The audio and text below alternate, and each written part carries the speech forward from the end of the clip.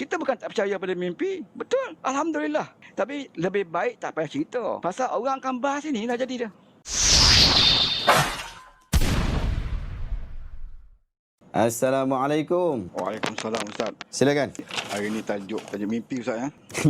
Sekarang ni orang cerita pasal mimpi. Dunia luar bercerita tentang AI, teknologi hijau dan berbagai. Kita bercakap pasal mimpi. Tak apalah Ustaz. Alang-alang Ustaz dah buka tajuk ni tak apalah. Adalah room ni yang cakap, ini room politik ke? Sebenarnya dia bukan masuk room politik. Masa lama ni Ustaz bercerita tentang JSB, tentang hukum kan.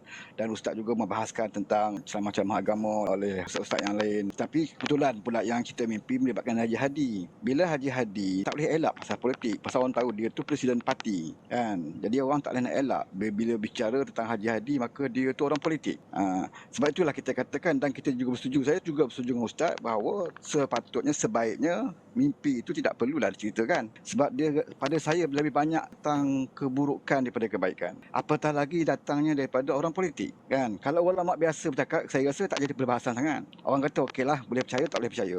Seperti mana kata Ustaz Azhar Idrus, kalau kita mimpi jumpa Nabi tidak wajib kita ceritakan dan orang mendengar pula tidak wajib percaya. Tapi bila keluar daripada orang politik, sudah pastilah dia akan dibahaskan oleh awam, terutamanya oleh orang politik.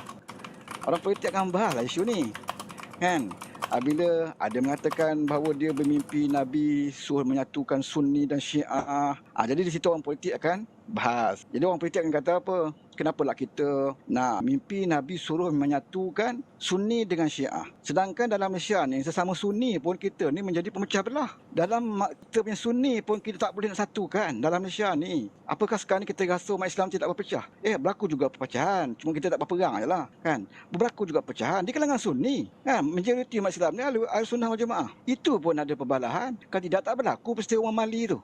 Yang bertempur di Mali tu semua Sunni, bukan Syiah pun. Sesama Islam, sesama Ahlussunnah wal Jamaah berlaku kan. Bukan Mali je, semayang 2 imam, semilihan tidak sah. Ini di kalangan orang Sunni. Jadi kita kena satukan umat Islam dalam negara kita dulu sebelum kita nak bicara tentang Syiah ni kan. Kalau sama Sunni pun kita menjadi pemecah belah, kita tak bersetuju dengan parti lain kerana tidak bersama dengan parti kita. Kerajaan ini lebih teruk daripada Dajjal. Sedangkan kerajaan ini dipimpin oleh pemimpin Sunni, bukan pemimpin Syiah pun yang memimpin kerajaan ini. Tak pernah orang Syiah memimpin kerajaan ini. Orang Sunni. Tapi kita sentiasa menyalahkan kerajaan. Yang baik pun kita tak boleh terima. Perdana Menteri Sunni tak ambil gaji pun kita pelekeh, kita persendakan. Macam mana kita nak cerita, nak menyatukan fahaman Sunni dengan Syiah, sesama Sunni kita pelekehkan. Ini yang menjadi masalah. Orang bukan metikaikan tentang mimpi itu. Kita pun tahu harus mimpi. Siapa yang bermimpi jumpa Nabi, kita pun nak mimpi jumpa Nabi. Kan? Harus. Dan kita kalau jumpa mimpi, Alhamdulillah. Tapi sebaiknya jangan ceritakan. Bahkan dengan isteri kita pun kalau boleh tak boleh cerita. Dengan anak kita pun kalau boleh jangan cerita. Sebab bila kita cerita dengan bini kita, mungkin bini kita akan cerita pula dengan jiran.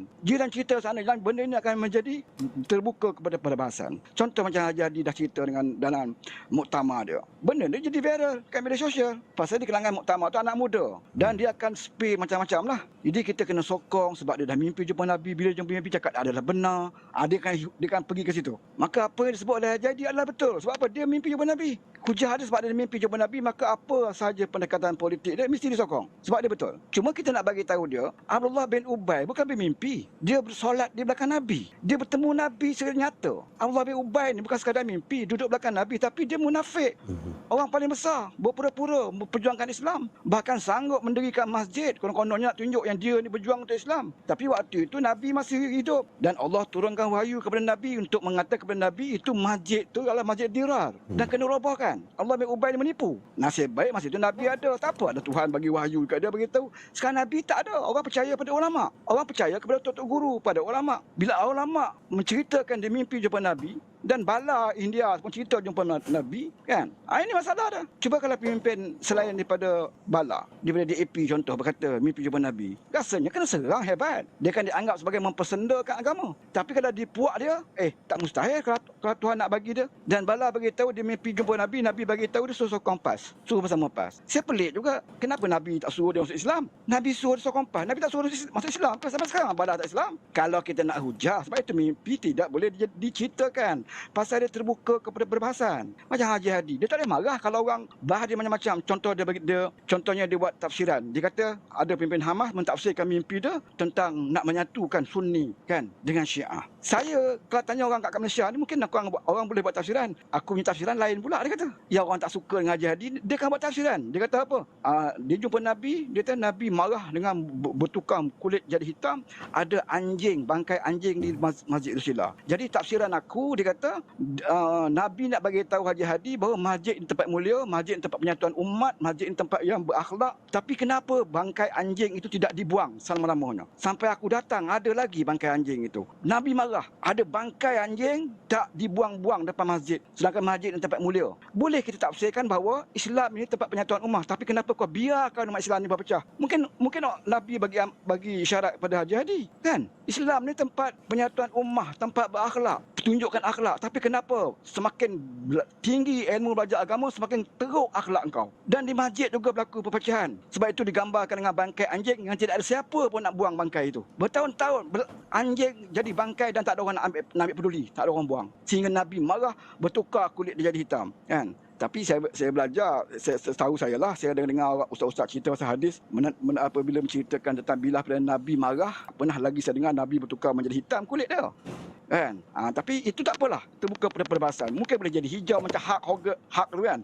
Terpulanglah, kan? Tak salah pun kalau kata Nabi bertukar marah, dia jadi hak, hijau kulit dia. Lah benda ni bukannya ada, kan? Ada yang Qat'i pun mengatakan Nabi marah mesti warna apa kulit dia, tak. Terbuka pada perbahasan. Tapi setakat yang kita tahu, dalam mana-mana hadis pun bila ada cerita tentang Nabi berubah wajah marah, tidak disebutkan warna apa kulit dia. Kalau kita ke logik, kulit Nabi putih kemerah-merahan. Kalau dia jadi hitam, maknanya marah sungguh lah tu. Marah sungguh lah tu. Memang dia marah. Dekat masjid ada bangkai anjing, tak dibuang. Kenapa tak dibuang? Maksudnya tempat suci rumah Allah itu, kenapa kau biarkan ada bangkai dan najis dekat situ? Boleh saja kita tafsirkan bahawa mimpi itu, kenapa kau biarkan umat Islam ni berpecah belah? Kenapa dalam masjid masih berlaku perpecahan? Kita boleh tafsir macam tu. Orang nak marah kita tak boleh. Sebab apa? Sebab kau yang cerita mimpi, terbuka pada tafsiran lah. Sebab itu jangan cerita kalau boleh, apatah lagi ke orang politik.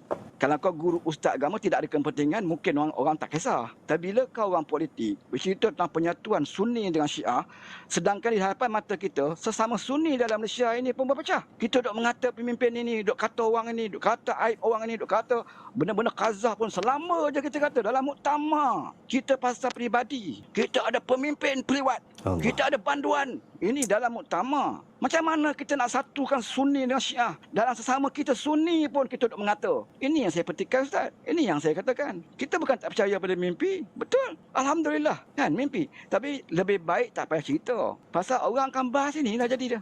Itulah pandangan saya, Ustaz. Kalau nak inilah pandangan saya tentang mimpi ni lah. Baik, terima kasih Abang. Penjelasan dan pencerahan yang sangat baik.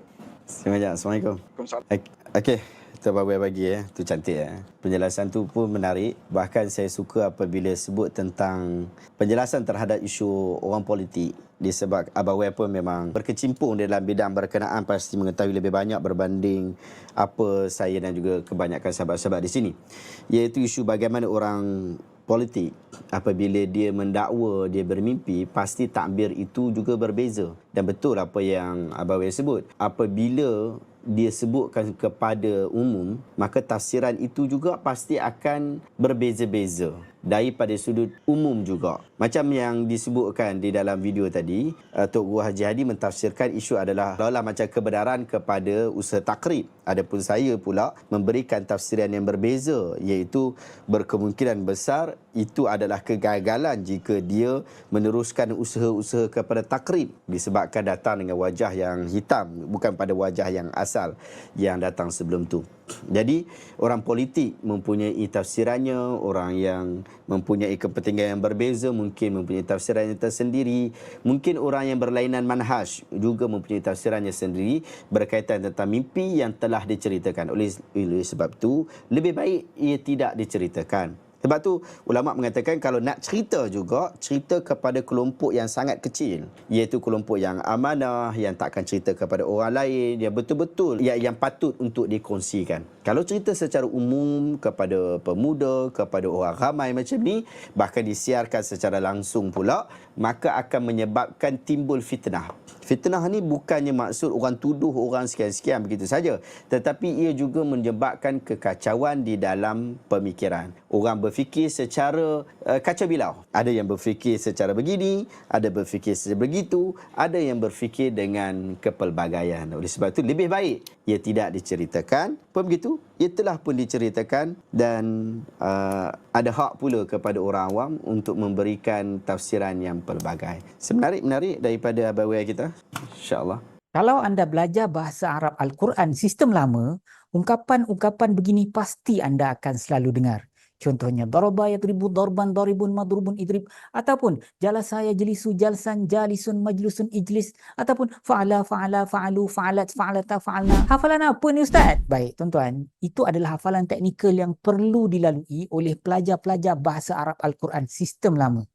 Antara sebab kenapa tuan-tuan perlu kena menghafal ialah untuk tahu apa ganti nama diri yang tersembunyi dalam setiap patah kalimat tersebut. Dalam sistem Al-Furqan, sistem baru kami ini, kami susun tiada hafalan yang membebankan anda. Kami gantikan hafalan tersebut hanya dengan diagram yang mudah. Jom kita faham bahasa Arab Al-Quran dengan sistem baru kami. Kita bantu Ustaz Syihab untuk memandaikan umat dengan Al-Quran.